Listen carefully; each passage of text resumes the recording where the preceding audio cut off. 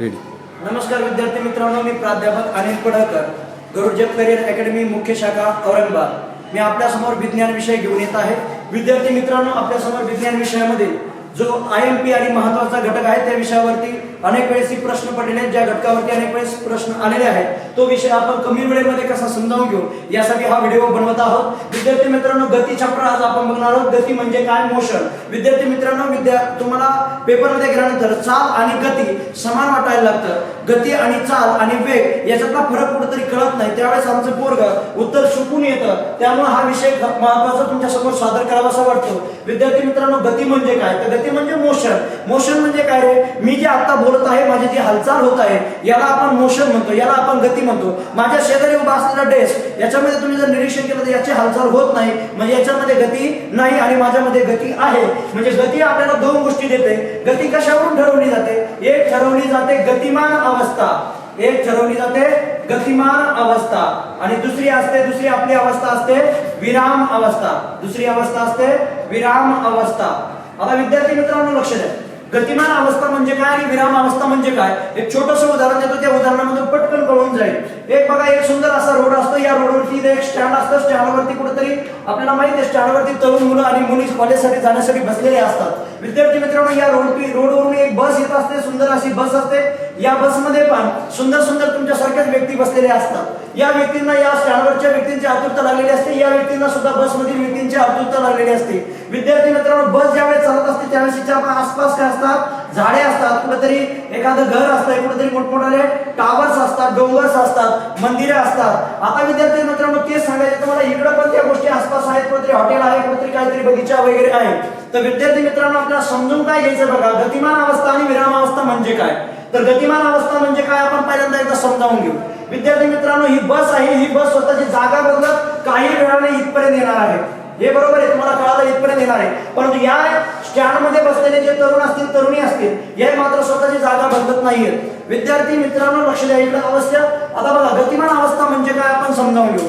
गतिमान अवस्था म्हणजे काय, तर एखादी वस्तू किंवा व्यक्ती दुसऱ्या वस्तूच्या सापेक्ष, लक्ष द्या व्यवस्थित, एखादी वस्तू किंवा व्यक्ती म्हणजे या बसमध्ये बसलेली व्यक्ती आणि वस्तू म्हणजे काय रे, ही बस. वस्तू म्हणजे काय, बस. एखादी वस्तू किंवा व्यक्ती दुसऱ्या वस्तू, लक्ष द्या, झाड, घर, मंदिर, दुसऱ्या वस्तू यांच्या सापेक्ष, सापेक्ष म्हणजे आसपास, सभोवताली, यांच्या सापेक्ष आपली जागा बदलत असेल. बघा, बस इथं होती आणि इथं गेली, मंदिर तिथंच आहे, झाड तिथंच आहे आणि घर पण तिथंच आहे. म्हणजे एखादी वस्तू दुसऱ्या वस्तूच्या सापेक्ष आपली जर जागा बदलत असेल तर त्या वस्तूला विद्यार्थी मित्रांनो गतिमान अवस्था असे म्हणायचंय किंवा गतिमान वस्तू असे म्हणायचंय. विराम अवस्था म्हणजे काय, सेम याच्या अपोजिट बघा. विराम अवस्था म्हणजे काय, तर जे झाड आहे, जे घर आहे, जे टावर आहे, जे मंदिर आहे, यांनी स्वतःची अवस्था बदललेली नाहीये किंवा याच्यामध्ये बसलेली तरुण किंवा तरुणी यांनी स्वतःची जागा बदललेली नाहीये. म्हणजे काय सांगायचं, जेव्हा एखादी वस्तू किंवा व्यक्ती दुसऱ्या वस्तूच्या सापेक्ष आपली जागा बदलत नसेल तर तिला काय म्हणायचं आपल्याला, विराम अवस्था. उदाहरणार्थ जर बघायचं असेल, धावणारी व्यक्ती गतिमान अवस्था, पळणारी व्यक्ती गतिमान अवस्था, राहणारं मूल गतिमान अवस्था, त्यानंतर पृथ्वी सूर्याभोवती मिळे घालते गतिमान अवस्था. विद्यार्थी मित्रांनो, उडणारे फुलपाखरू गतिमान अवस्था. आपण ताजमहाल बघतो, ताजमहाल स्वतःची जागा बदलतो का, नाही बदलत. ताजमहालची जर अवस्था विचारली तर कोणती असणार आहे, विराम अवस्था. माझ्या भोवती फळं आहेत, डेस्क आहेत, यांची अवस्था बदलते का, नाही बदलत. मग यांची अवस्था कोणती, विराम अवस्था. विद्यार्थी मित्रांनो, गतिमान आणि विराम याच्यातला फरक समजायला असेल तर आपण आता गतीच्या प्रकाराकडे जाऊ. गतीचे प्रकार म्हणजे काय, आपण त्याला थोडं आपल्या सोप्या भाषेमध्ये समजावून घेऊ. गतीचे प्रकार पडतात विद्यार्थी मित्रांनो 4. किती पडतात, 4. गतीचे प्रकार कशानुसार पडतात, आपली जी हालचाल होते, ज्या मार्गाने होते त्या मार्गानुसार गतीचे प्रकार पडतात. उदाहरणार्थ पहिला प्रकार पडतो स्थलांतरणीय गती. पहिला प्रकार पडतो स्थलांतरणीय गती. स्थलांतरणीय गती हिलाच म्हणतात रेषीय गती. हिलाच म्हणतात रेषीय गती. विद्यार्थी मित्रांनो लक्ष द्या, आता एक एक टॉपिक आपण समजावून घेऊ लगेच. 4 प्रकारे लक्षात ठेवा. पहिला आहे स्थलांतरणीय गती किंवा रेषीय गती. जेव्हा एखादी वस्तू किंवा व्यक्ती एका सरळ रेषेमध्ये जर गतिमान असेल, त्याची हालचाल होताना कशी होत आहे, एका सरळ रेषेत होत आहे, निश्चित दिशेने होत आहे, त्यावेळेस तिच्या गतीला विद्यार्थी मित्रांनो म्हणायचे स्थलांतरणीय गती किंवा रेषीय गती. उदाहरणार्थ धावणारी रेल्वे एका सरळ रेषेमध्ये धावत असते म्हणून तिची गती कशी असते, स्थलांतरणीय गती किंवा रेषीय गती. स्थलांतर पण होत असते म्हणजे स्वतःची जागा पण बदलते. ज्यावेळेस वस्तू गतिमान असते त्यावेळी ती स्वतःची जागा बदलणे हे तर निश्चितच आहे, कारण की गतिमान अवस्था असेल तर एका ठिकाणावरून दुसऱ्या ठिकाणी जाणं बरोबर आहे. मग याला म्हणायचं स्थलांतरणीय गती म्हणजे एका ठिकाणावरून जागा बदलून दुसऱ्या ठिकाणी जाणं. ते जाताना एक अट आहे की सरळ रेषेमध्ये जाणं. जाताना कसं जाणं आहे? सरळ रेषेमध्ये. त्यावेळेस त्याला म्हणायचं स्थलांतरणीय किंवा रेषीय गती. बरोबर आहे. आता समजा धनुष्यातून सुटलेला बाण आहे, तो चालता चालता त्याचा मूड चेंज होत नाही की मी पुढे चाललोय बा इकडे सुंदर तरुणींचा भोगा आहे आपल्याला तिकडे जायचंय, अजिबात जात नाही. तो सरळ एका दिशेने चालतो. त्याला त्याची गती कोणती असतात? तर ती गती असते स्थलांतरणीय गती किंवा रेषीय गती. यानंतर विद्यार्थी मित्रांनो दुसरी गती पडते. ती गती म्हणजे दोलन किंवा आंदोलित गती. दोलन किंवा आंदोलित गती. तिचं नाव आहे दोलन किंवा आंदोलित गती. दोलन किंवा आंदोलित गती. विद्यार्थी मित्रांनो आंदोलन म्हणजे काय, दोलन म्हणजे काय हे आपण पहिल्यांदा समजून घेऊ. घड्याळामध्ये एक सिंपल पेंडुलम असतो जो ज्या ठिकाणापासून सुरू होतो फिरण्यासाठी त्याच ठिकाणी येऊन थांबतोय. उदाहरणार्थ बघा इकडे लक्ष द्या, समोर येऊन आकृती काढतोय छोटीशी आहे, लक्ष द्या. समजा उदाहरणार्थ हा सिंपल पेंडुलम आहे, तो इथं स्थिर आहे, परंतु त्याला जर हळूहळू दिशा सुरू केली तर तो असा एक निश्चित दिशेमध्ये फिरतो आणि दोन बिंदूच्या दरम्यानच फिरतो. फिरत असताना तो कसा फिरतोय? दोन बिंदूच्या दरम्यान. म्हणजे काय रे? उदाहरण तुम्ही लहानपणी झुल्यामध्ये झुलले असावेत, नागपंचमीच्या दिवशी तुम्ही पंचमीच्या झोक्यामध्ये खेळले असावेत. झोका कसा खेळतो? ज्या वेळेस असा झोका एका बिंदूपासून गेला दुसऱ्या बिंदूपर्यंत जातो, परत तिथून मागे येतो दुसऱ्या बिंदूपर्यंत जातो. याचा अर्थ काय रे? दोन बिंदूच्या दरम्यान जर एखादी वस्तू गतिमान असेल, लक्ष ठेवा, दोन बिंदूच्या दरम्यान एखादी वस्तू गतिमान असेल किंवा परत परत जर प्रवास करत असेल तर त्याची गती कोणती असते? दोलन किंवा आंदोलित गती. कोणती गती असते? दोलन किंवा आंदोलित गती. घड्याळातील सिंपल पेंडुलम असेल किंवा झोका असेल यांची गती कोणती असते? दोलन किंवा आंदोलित गती. माणूस बसल्या बसल्या खुर्चीवर जर बसला त्याचा पाय सारखा असा हलत असतो. काही माणसांची हालचाल बघा तुम्ही, पाय हलत असतो म्हणजे त्याची कोणती गती असते? दोलन किंवा आंदोलित गती. कुत्र्याची शेपटी बघा, दोलन किंवा आंदोलित गती. त्यानंतर सगळ्यात महत्त्वाचं उदाहरण, पेपरवाल्याला आवडणारं उदाहरण म्हणजे कोणतं? पक्ष्यांच्या पंखाची गती. कोणती गती? पक्ष्यांच्या पंखाची गती. पक्ष्यांच्या जर पंखाकडे बघितलं तुम्ही तर त्यांची हालचाल फक्त दोन बिंदूच्या दरम्यान होत असते, म्हणून ते पण गती कोणती आहे? दोलन किंवा आंदोलित गती. बरोबर लक्ष द्या. स्थलांतरित गती एका सरळ रेषेत गतिमान असणं, दोलन किंवा आंदोलित, दोन बिंदूच्या दरम्यान गतिमान असणं. तिसरी गती वर्तुळाकार गती. तिसरी गती बघूया, वर्तुळाकार किंवा घूर्णन गती. खूप आयएमपी आहे पोरांनो, कारण की घूर्णन गती हे नावच काहींना माहित नसतंय. वर्तुळाकार गतीलाच घूर्णन गती म्हणतात. पोरांनो लक्ष द्यावा इकडं. ज्यावेळेस तुम्ही 1600 राऊंड मारत असता त्यावेळेस असा एक गोल राऊंड असतो. या गोल राऊंडच्या टायमाला तुम्ही स्टार्टिंग पॉईंट असाल, या स्टार्टिंग पॉईंट पासून पळायला सुरुवात केली, तुम्ही सरळ रेषेमध्ये पळत नाहीत पोरांनो, दोन बिंदूच्या दरम्यान मागे पुढे जा हे करत नाही. तुम्ही पळत असताना एक वर्तुळाकार मार्गाने पळता, एक वर्तुळाकार मार्गाने पळता. या वर्तुळाकार मार्गाने जर तुम्ही पळत असताल, या वर्तुळाकार मार्गाने जर तुमची हालचाल होत असेल तर त्या गतीला काय म्हणायचं? आपल्याला वर्तुळाकार किंवा घूर्णन गती असं म्हणायचं. याचं उत्तम उदाहरण म्हणजे काय? पृथ्वी किंवा इतर ग्रह सूर्याच्या भोवती, पृथ्वी किंवा इतर ग्रह सूर्याच्या भोवती वर्तुळाकार मार्गाने गतिमान असतात. पृथ्वी किंवा इतर ग्रह सूर्याच्या भोवती वर्तुळाकार मार्गाने गतिमान असतात. त्याचं उदाहरण, उत्तम उदाहरण आहे वर्तुळाकार किंवा घूर्णन गतीचं.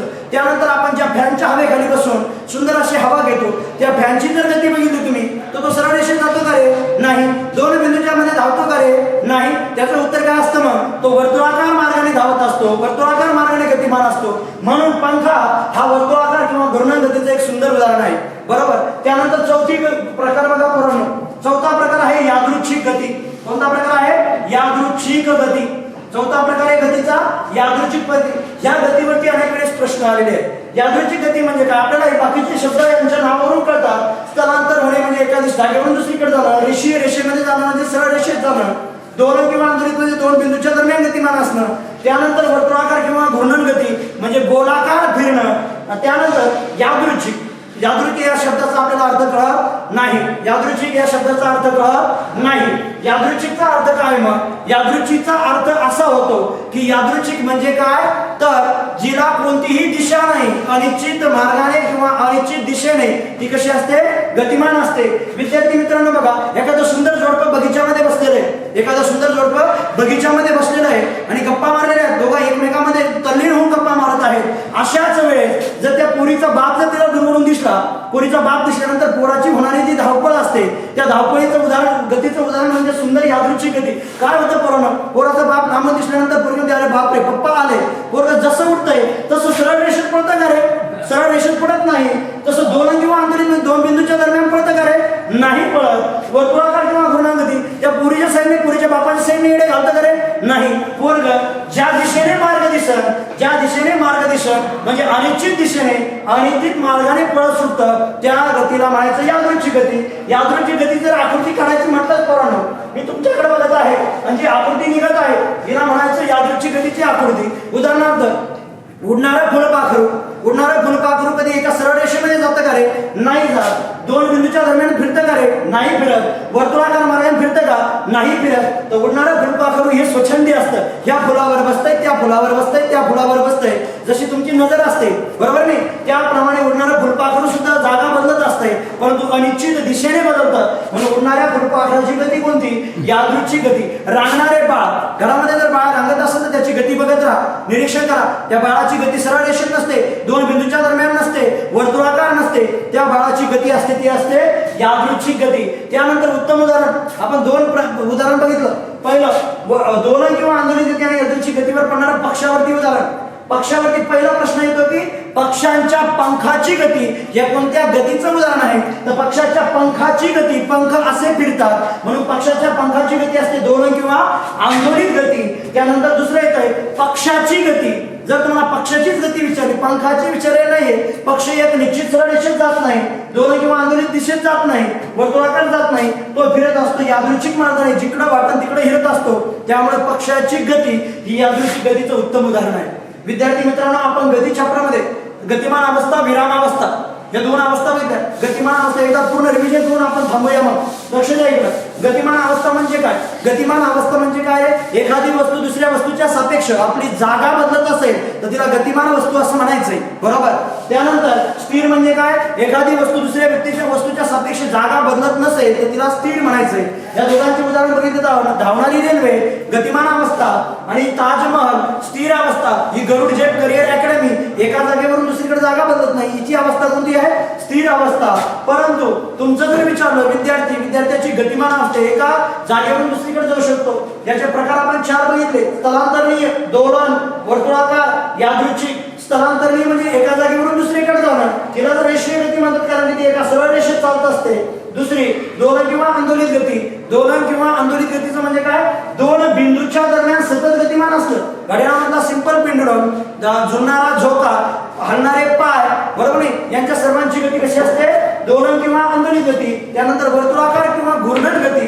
वर्तुळाकार किंवा घूर्णन गती म्हणजे एका केंद्राभोवती तुम्ही जर गतिमान असाल, एखाद्या केंद्राभोवती जर तुम्ही गतिमान असाल तर त्याला म्हणायचं वर्तुळाकार किंवा घूर्णन गती. विशिष्ट केंद्र आहे, या केंद्राच्या भोवती तुम्ही गतिमान आहात त्याला म्हणायचंय घूर्णन गती. त्यानंतर यादृच्छिक गती म्हणजे काय? अनिश्चित किंवा अनियमित दिशेने तुम्ही गतिमान असणे म्हणजे यादृच्छिक गती होय. विद्यार्थी मित्रांनो, असेच विज्ञानाचे अनेक शॉर्टकट व्हिडिओ बघण्यासाठी नक्कीच तुम्ही गरुड जेट अकॅडमीला एकदा अवश्य भेट द्या किंवा या गरुड जेट अकॅडमीमध्ये चालणाऱ्या शिक्षणाची प्रत्यक्ष भेट देऊन एकदा पाहणी करा आणि त्यानंतर आपण इथे प्रवेश करा. कारण की हजारो विद्यार्थ्यांना घडवणारी, गरुडाप्रमाणे उंच उडणारी ही गरुड जेट करिअर अकॅडमी आहे. त्याचप्रमाणे आतापर्यंत हजारो विद्यार्थी इथून शासकीय सेवेमध्ये, आर्मी असेल, पोलीस असेल, MPSC असेल, सर्व शाखेमध्ये NDA ब्रँच ज्याच्या महाराष्ट्रामधून एक 2-2, 3-3 पोरामध्ये लागतात अशा महाराष्ट्रातील